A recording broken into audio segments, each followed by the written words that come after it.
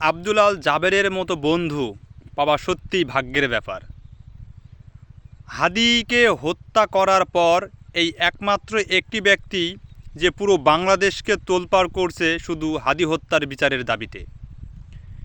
বন্ধুকে যে কতটা ভালোবাসলে বা বন্ধুর প্রতি যে কতটুক শ্রদ্ধা থাকলে এরকমভাবে আন্দোলন করা যায় এবং খেয়ে না খেয়ে রাতে ঘুমিয়ে বিশ্রাম না নিয়ে মানে জীবনের সর্বোচ্চ ত্যাগ স্বীকার করে বন্ধুকে হত্যার দাবিতে রাজপথে মিছিল করে চলেছে আব্দুল আল জাবের। এরকম বন্ধু পাওয়া সত্যি ভাগ্যের ব্যাপার। হাদি আপনি ধন্য এরকম একজন বন্ধু এবং সহযোদ্ধাদের পেয়ে। কারণ বন্ধু তো সে ভাইয়ের থেকেও ঊর্ধ্বে, যে যার হাদির পরিবার এই যে আন্দোলন বা হত্যার দাবিতে রাজপথে আমরা মিডিয়াতে কিন্তু খুব কম দেখতে পাই বলতে গেলে চলে।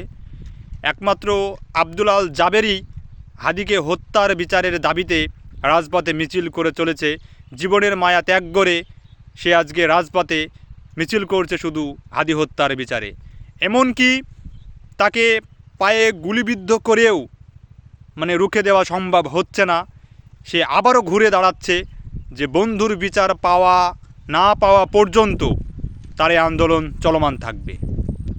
হাদি আসলেই আপনি শুধু এরকম বন্ধু পেয়ে ধন্য নয়, আপনি ধন্য হয়েছেন, বাংলাদেশের কোটি মানুষের হৃদয়ে জায়গা করে নিয়েছেন এবং আপনি ভালোবাসা পেয়েছেন হাজারো বাঙালির, হাজারো মা বোনের।